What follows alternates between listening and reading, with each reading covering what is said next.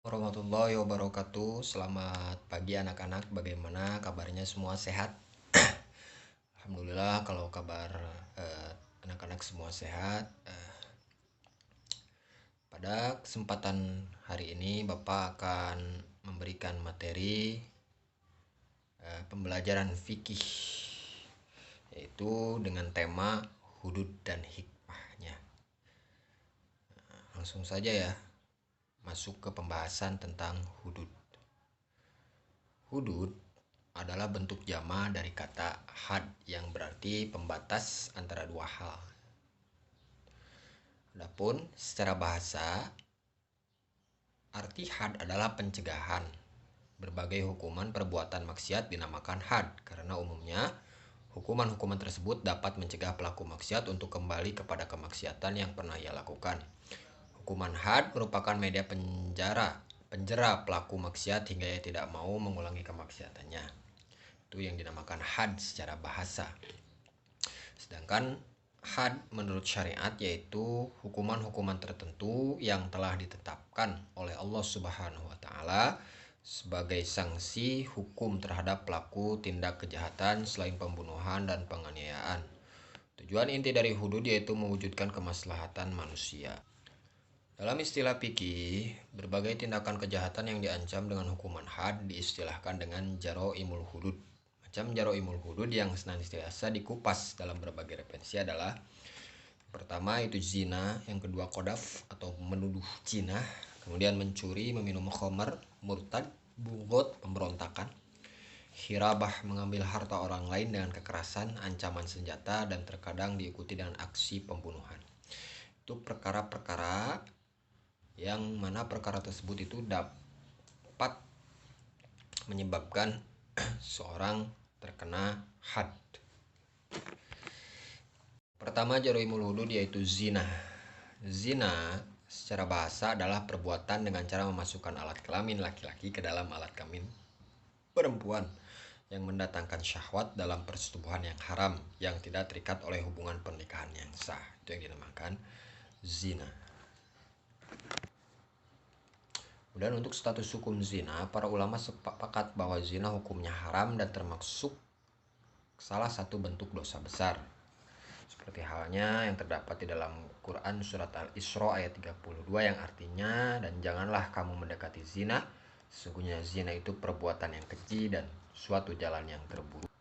Kemudian untuk dasar penetapan hukum zina, penerapan had bagi yang melakukan perbuatan zina baik laki-laki atau perempuan dapat dilaksanakan jika tertuduh diyakini benar-benar telah melakukan perzinaan. Untuk itu diperlukan penetapan secara syara. Namun Rasulullah SAW sangat hati-hati dalam melaksanakan had zina ini. Beliau tidak akan melaksanakan had zina sebelum yakin bahwa tertuduh benar-benar berbuat zina. Adapun dasar-dasar yang dapat digunakan untuk menetapkan bahwa seseorang telah benar-benar berbuat zina, yaitu pertama, adanya 4 orang saksi laki-laki yang adil. Kesaksian mereka harus sama dalam hal tempat, waktu, pelaku, dan cara melakukannya. Itu dasar pertama. Kemudian yang kedua, pengakuan pelaku zina. Sebagian ulama berpendapat bahwa kehamilan perempuan tanpa suami dapat dijadikan dasar penetapan perbuatan zina. Tetapi jumhur ulama berpendapat sebaliknya, kehamilan saja tanpa pengakuan atau kesaksian 4 orang yang adil tidak dapat dijadikan dasar penetapan zina. Kemudian had zina dapat dijatuhkan terhadap pelakunya jika telah terpenuhi syarat-syarat sebagai berikut. Pelaku zina sudah balik dan berakal, perbuatan zina dilakukan tanpa paksaan, kemudian pelaku zina mengetahui bahwa konsekuensi dari perbuatan zina adalah had, telah diyakini secara syara bahwa pelaku tindak zina benar-benar melakukan perbuatan keji. Kemudian untuk hadnya yaitu zina terbagi menjadi 2 ya. Pertama, zina muhson, yaitu perbuatan zina yang dilakukan oleh seorang yang sudah menikah. Ungkapan seorang yang sudah menikah mencakup suami, istri, janda, atau duda. Had atau hukumannya yang diberikan kepada penzina muhson adalah dirajam. Tuh, untuk had bagi pelaku zina muhson. Kemudian yang kedua, zina ghairu muhson. Kepada pezina ghairu muhson yaitu penzina yang memang belum pernah menikah. Adapun had hukuman bagi pelaku zina ghairu muhson baik laki-laki atau perempuan adalah cambukan sebanyak 100 kali. Kemudian yang kedua yaitu qazaf. Qazaf tadi kan yang kedua zaraimul hudud, yaitu adalah qazaf. Qazaf secara bahasa yaitu melempar dengan batu atau semisalnya. Adapun menurut istilah, qazaf adalah melempar tuduhan zina kepada seorang yang dikenal baik secara terang-terangan. Jadi ada orang yang soleh, jelas kelihatan solehnya, akan tapi dia dituduh melakukan zina. Kemudian yang mendapat haz atau hukuman adalah orang-orang yang menuduhnya, ya, bukan orang yang dituduh tapi orang yang menuduh. Untuk hukum qazaf merupakan salah satu dosa besar yang diharamkan oleh syariat Islam. Di antara dalil-dalil yang menegaskan keharaman qazaf yaitu surat An-Nur ayat 23 yang artinya, sesungguhnya orang-orang yang menuduh wanita yang baik, yang lengah dari perbuatan keji lagi beriman, mereka kena laknat di dunia dan akhirat, dan bagi mereka azab yang besar. Kemudian hajz qadaf. Hajz atau hukuman bagi pelaku qazaf adalah cambuk sebanyak 80 kali bagi yang merdeka dan cambuk 40 kali bagi budak, karena hukuman budak setengah hukuman orang yang merdeka. Itu hajz yang diberikan kepada seorang yang menuduh zina. Kemudian untuk syarat-syarat berlakunya hajz qadaf yaitu 1. Tertuduh berzina adalah muhson. Pengertian muhson seperti dalam qadaf berbeda dengan muhson dalam masalah zina. Dalam qazaf, muhson adalah orang baik yang benar-benar tidak berzina. Adapun muhson dalam pembahasan zina adalah seorang yang sudah pernah menikah.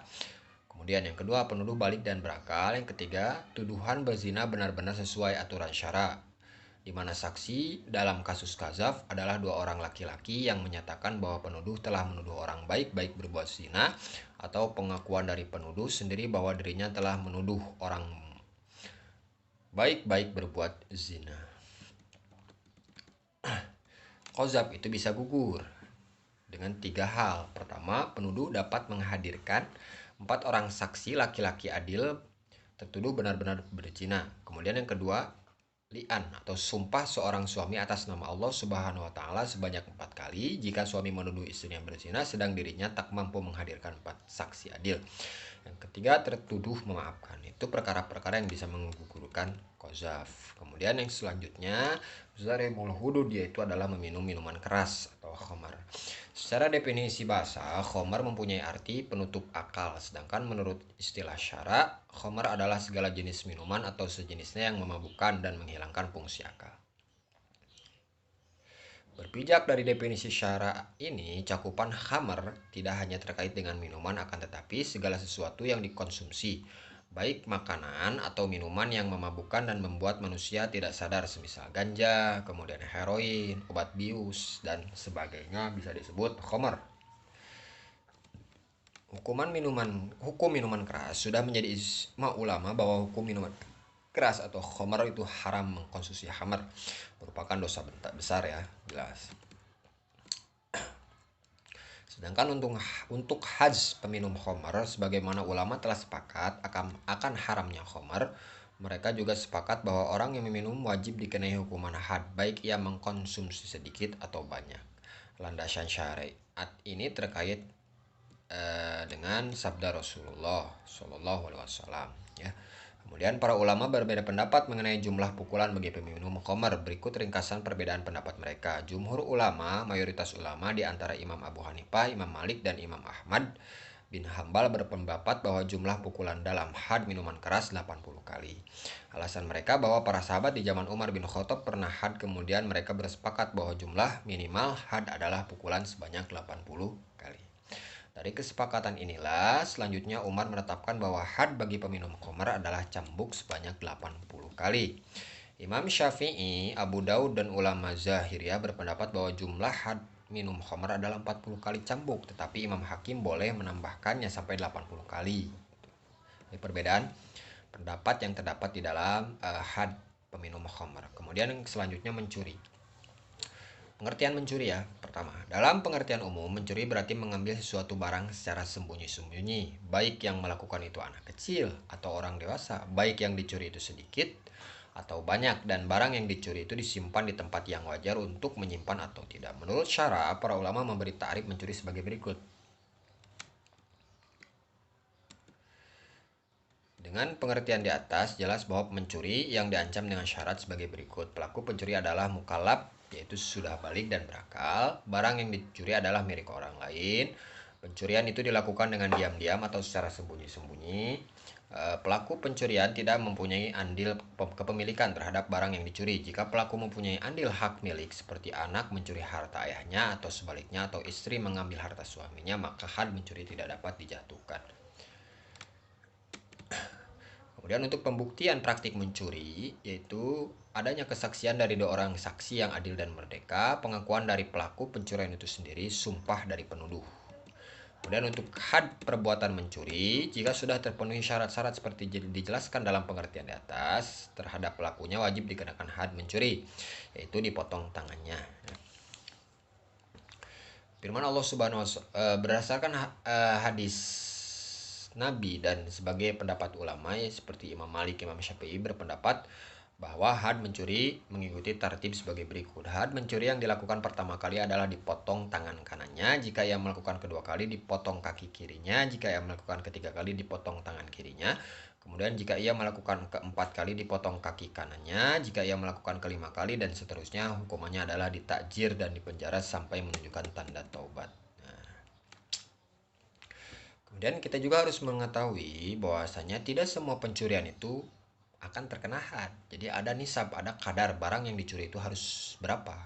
Mengenai kadar atau besarnya nisab pencurian adalah 1/4 dinar atau 3 dirham atau secara dengan emas berat 3,34 gram. Nah, ini nisab seorang bisa dikatakan mencuri dan juga terkena had ketika memang dia mencuri dengan kisaran barang yang dicuri itu ada 1/4 dinar atau 3 dirham atau seberat 3,34 gram.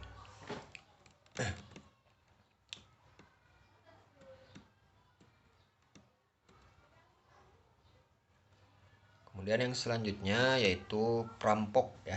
Perampok, perompak. Perampok kan mencuri dengan melakukan kekerasan seperti halnya begal dan semisal. Penyamun perampok atau perompak adalah istilah yang digunakan untuk pengertian mengambil harta orang lain dengan menggunakan cara kekerasan atau mengancam pemilik harta dengan senjata dan terkadang disertai dengan pembunuhan. Nah, ini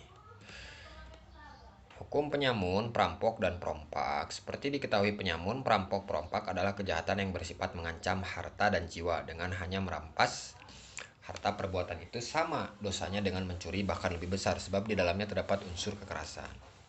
Sedangkan jika sampai membunuh korban, jelas bahwa perbuatan itu hukumnya haram, termasuk salah satu dosa besar. Oleh sebab itu wajar jika penyamun, perampok, dan perompak ini di samping diancam dengan hukuman had, juga diancam hukuman akhirat yang berupa azab yang besar. Had penyamun, perompak. Jumhur ulama berpendapat bahwa yang diterangkan dalam ayat Al-Quran yaitu surat Al-Maidah 33 bahwasanya had yang dijatuhkan sesuai dengan jenis kegiatan yang dilakukan. Had yang diberikan kepada perompak, perampok itu sesuai dengan jenis kegiatan yang dilakukan. Jika yang mereka mengambil harta dan membunuh korbannya, hadnya adalah dihukum mati, kemudian disalib. Kemudian jika ia membunuh korbannya tetapi tidak mengambil hartanya, hadnya adalah dihukum mati. Jika ia mengambil harta tetapi tidak membunuh, hadnya adalah dipotong tangan dan kakinya dengan cara silang. Jika ia mengambil harta dan tidak membunuh, misalnya tertangkap sebelum sempat berbuat sesuatu atau memang sengaja menakut-nakuti saja, maka hadnya adalah dipenjara atau diasingkan. Nah, ini hadnya ya. Yang selanjutnya adalah bugot, pembangkang, pemberontak. Bugot adalah memiliki arti mencari maksiat, melampaui batas, berpaling dari kebenaran dan zalim. Adapun bugot dalam pengertian syara adalah orang-orang yang menentang atau memberontak pemimpin Islam yang terpilih secara sah. Tindakan yang dilakukan bugot bisa berupa memisahkan diri dari pemerintahan yang sah, mengembangkan kepada mereka. Ini bugot. Kemudian seorang baru bisa dikategorikan sebagai bugot dan dikenai had bugot jika beberapa kriteria ini melekat pada diri mereka. Memiliki kekuatan baik berupa pengikut maupun senjata. Dari kriteria ini bisa disimpulkan bahwa penentang imam yang tak memiliki kekuatan dan senjata tidak bisa dikategorikan sebagai bugot. Memiliki takwil, alasan atau tindakan mereka keluar dari kepemimpinan imam atau tindakan mereka menolak kewajiban. Memiliki pengikut yang setia kepada mereka, memiliki imam yang ditaati oleh mereka. Adapun tindakan hukum yang bisa diberikan kepada bugot, yaitu pertama mengirim utusan kepada mereka untuk mengetahui sebab-sebab melakukan pemberontakan. Apabila sebab-sebab itu ternyata tidak ketahuan mereka atau keraguan mereka, maka usahakan agar ketidaktahuan atau keraguan itu hilang. Jika dengan tindakan pertama itu pun tidak berhasil dan mereka tetap bertahan dengan pendapat mereka, tindakan selanjutnya adalah menasihati mereka dan mengajak untuk mentaati imam yang sah. Kemudian jika usaha kedua itu pun tidak berhasil, maka tindakan ketiga adalah memberi ultimatum atau ancaman akan diperangi. Jika dengan ultimatum itu mereka itu meminta waktu, harus diteliti apakah waktu yang diminta itu akan dipergunakan untuk memikirkan kembali pendapatnya atau hanya sekedar ingin mengulur-ulur waktu. Jika ada alasan bahwa mereka akan berpikir untuk menghilangkan keraguan mereka, diberi kesempatan, akan tetapi jika ternyata mereka ingin mengulur waktu, tidak perlu diberi kesempatan. Jika dengan tindakan ketiga tersebut mereka masih tetap tidak mau kembali taat, tindakan terakhir adalah memarahi mereka sampai sadar dan kembali taat. Ini tindakan hukum yang dapat diberikan kepada bugot.